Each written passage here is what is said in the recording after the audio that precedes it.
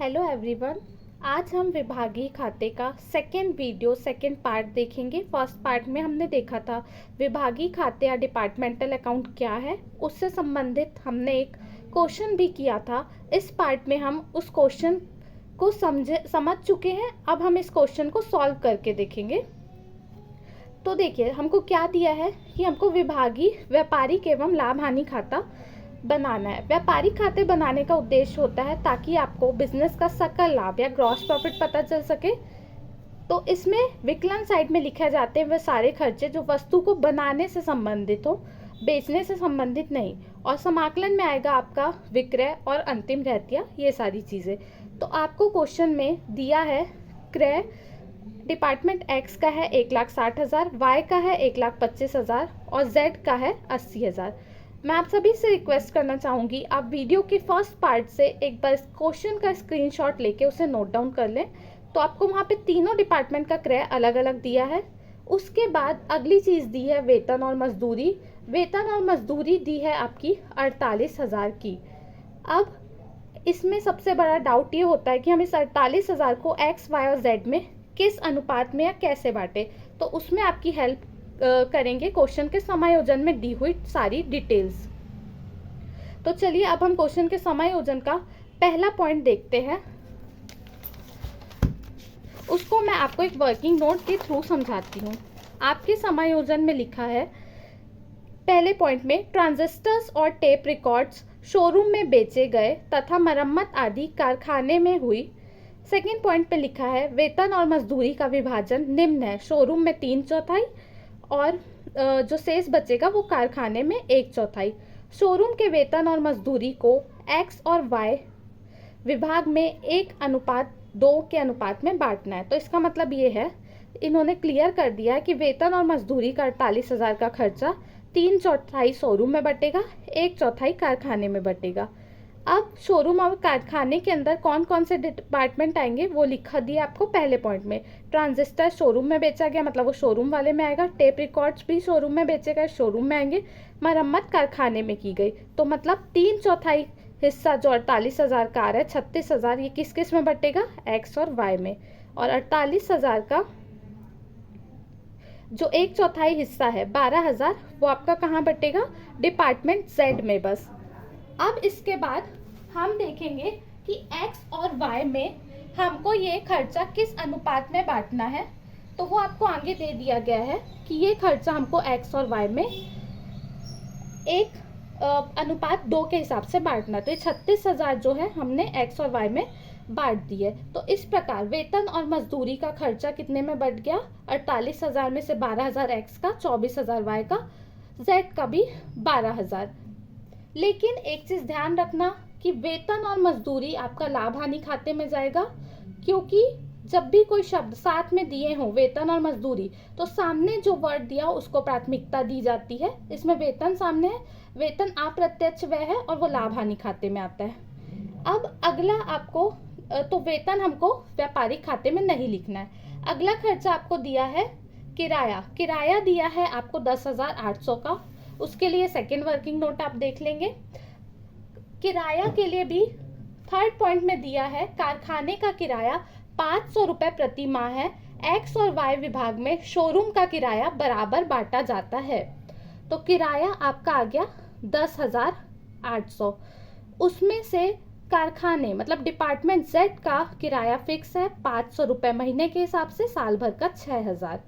तो जब ये 10,800 के खर्चे में 6,000 सिर्फ डिपार्टमेंट जेड का ही जुड़ा है, तो बचा 4,800 किसका होगा, एक्स और वाई का। अब ये एक्स और वाई में किस अनुपात में बांटना है, तो वो भी क्लियर कर दिया गया है कि एक्स और वाई विभाग में शोरूम का किराया बराबर बांटना है। तो 2400 हमने दोनों डिपार्टमेंट में बांट दिया। अब इसके बाद आपको तीसरा खर्चा दिया है सामूहिक रूप से विविध व्यय का। उसके लिए भी आपको समायोजन में बताया गया है, लिखा गया है कि विविध व्यय जो है विक्रय के अनुपात में आपको तीनों डिपार्टमेंट में बांटने हैं। अब ये विक्रय का अनुपात क्या है, आप क्वेश्चन के समायोजन साइड में जाएंगे तो आपको तीनों डिपार्टमेंट की सेल्स दे दी गई है, वो ही है आपका विक्रय अनुपात। उसी अनुपात में आपको 11,000 का विविध व्यय का खर्चा बांट देना है तीनों डिपार्टमेंट में। चलिए अब हम वापस से व्यापारिक खाता कंटिन्यू करते हैं। तो यहाँ पे हमने क्रय ऑलरेडी हम लिख चुके हैं, वेतन और मजदूरी यहाँ नहीं आएगा, किराया भी अप्रत्यक्ष व्यय है, व्यापारिक खाते में नहीं आएगा, विविध व्यय भी अप्रत्यक्ष क्रय है, अप्रत्यक्ष व्यय है, वो भी आपका व्यापारिक खाते में नहीं आएगा। अब आपका समाकलन में दिया हुआ है विक्रय। विक्रय तीनों डिपार्टमेंट का आपको अलग अलग दे दिया गया है, तो इसमें आपको कोई अलग से कैलकुलेशन की ज़रूरत नहीं है। डिपार्टमेंट एक्स का है 1,75,000, वाई का है 1,40,000, जेड का है 35,000। इसके बाद आपको अंतिम रहतिया भी तीनों डिपार्टमेंट की अलग अलग दे दी गई है, तो इसमें भी आपको कोई कैलकुलेशन नहीं करनी है। तीनों डिपार्टमेंट की जैसी भी अंतिम रहतिया दी है, एक्स की दी है 60,100, वाई की दी है 20,300 और जेड की दी है 44,600। तो अब आपको व्यापारिक खाते से संबंधित सिर्फ इतनी ही डिटेल दी गई थी। अब आपको एक एक करके कैलकुलेट करना है कि हमको सकल लाभ हो रहा है या हानि। ये वाली साइड आपकी क्या दिखाती, इनकम, और ये वाली साइड क्या दिखाती, खर्चा। तो एक्स के केस में आप देख सकते हैं कि समाकलन वाली साइड का टोटल देखने से ही समझ आ रहा है कि ज़्यादा आ रहा है विकलन की तुलना में। तो यहाँ पे क्या हुआ होगा, सकल लाभ। तो डिपार्टमेंट एक्स को हुआ है सकल लाभ, ब्रैकेट में आप शेष लिख देंगे, ले जाया गया, इसको हमको कैरी फॉरवर्ड करना है अपने लाभ हानि खाते में। तो 2,35,100 में 1,60,000 घटाएंगे तो 75,100 आएगा। टोटलिंग भी आप साथ में लिखते जाएंगे।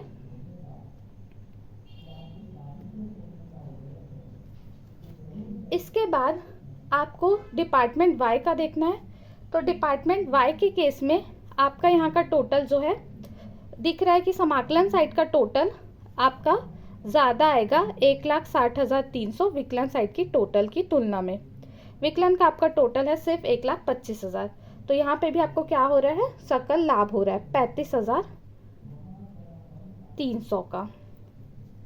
इसके बाद आप यदि डिपार्टमेंट जेड में देखेंगे तो यहाँ का विकलन का टोटल आ रहा है 80,000। समाकलन का आपको दिख रहा है कि समाकलन का टोटल विकलन के टोटल से कम है 400 रुपये से। तो डिपार्टमेंट जेड को क्या हुई है, सकल हानि।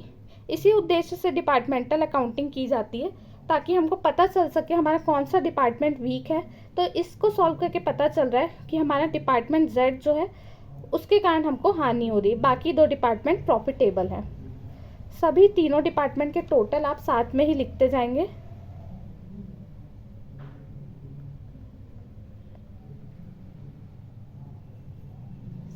सिमिलरली आपको विकलन का भी टोटल जो है यहाँ पे लिख देना है।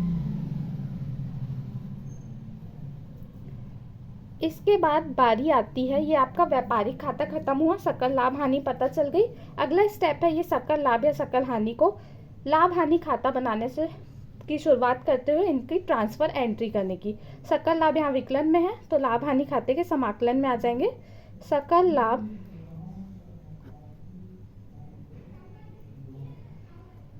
लाया गया को डिपार्टमेंट एक्स का है 75,100, वाई का है 35,300 और डिपार्टमेंट जेड में हानि हुई है। हानि अपने ऊपर समाकलन के साइड दिखाई है, तो आप कहाँ दिखाएंगे, आप विकलन में। सकल हानि लाया गया से डिपार्टमेंट जेड वाले कॉलम में आप लिखेंगे 400 रुपये। इसके बाद आपने क्वेश्चन में देखा था क्रय आप लिख चुके हैं, वेतन और मजदूरी जो अभी हमने पहला वर्किंग नोट बनाया था तो उसमें हमने देखा था वेतन और मजदूरी 48,000 तीनों डिपार्टमेंट में कैसे बांटी जाएगी।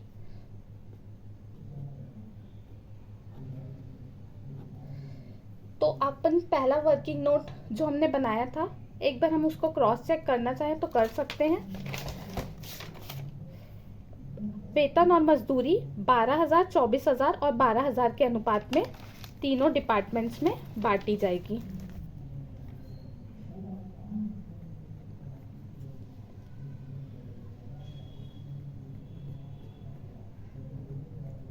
इसी प्रकार किराया आपका वर्किंग नोट नंबर 2 में दिया था।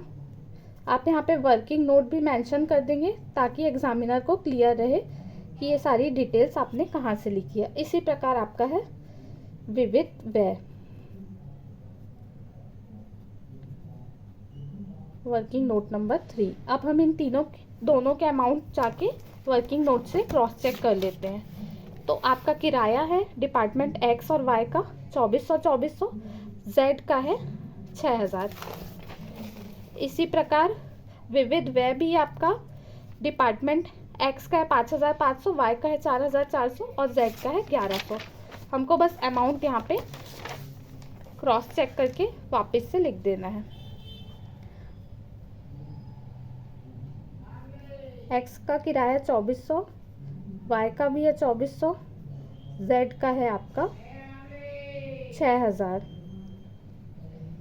इसी प्रकार आपको यहाँ पे विविध व्यय भी लिखना है। अब बारी है आपकी, आपने सारी चीज़ें लिख ली, समाकलन से आप विक्रय और अंतिम रहतिया लिख चुके हैं। अब आपको शुद्ध लाभ या शुद्ध हानि, net profit net loss calculate करना है। तो आप देख सकते हैं वापस से क्लियर है कि डिपार्टमेंट एक्स और वाई का जो समाकलन पक्ष है उसका टोटल ज़्यादा दिख रहा है विकलन पक्ष की तुलना में, तो यहाँ पे हुई होगी आपको शुद्ध लाभ। तो यहाँ पे हम लिख देंगे शुद्ध लाभ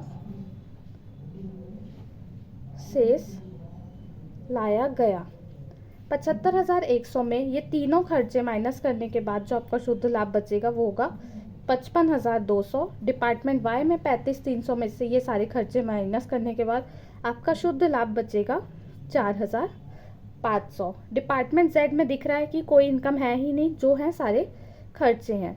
तो यहाँ पे आपका जो है आपको हो रही है शुद्ध हानि। यहाँ का टोटल यदि हम देखें तो 19,500 आएगा और आपको हो रही है शुद्ध हानि।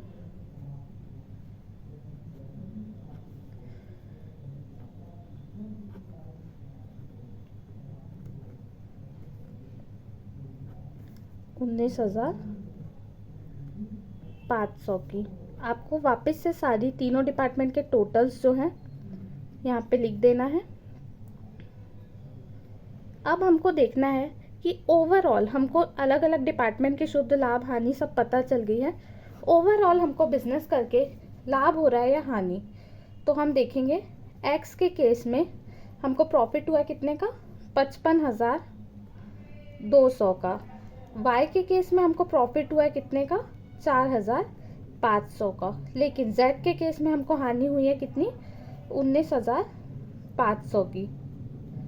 तो कुल मिला के हमको जो है शुद्ध लाभ हो रहा है कितने का 40,200 का। ओवरऑल बिजनेस का जो आपका शुद्ध लाभ आ रहा है वो है 40,200। Thank you. इसी प्रकार हमारा विभागीय खाते का हमने एक बेसिक क्वेश्चन देखा है और आपको कॉन्सेप्ट क्लियर हुआ होगा कि क्यों डिपार्टमेंट अलग अलग बनाए जाते हैं, कैसे कैलकुलेशन की जाती है। Thank you very much.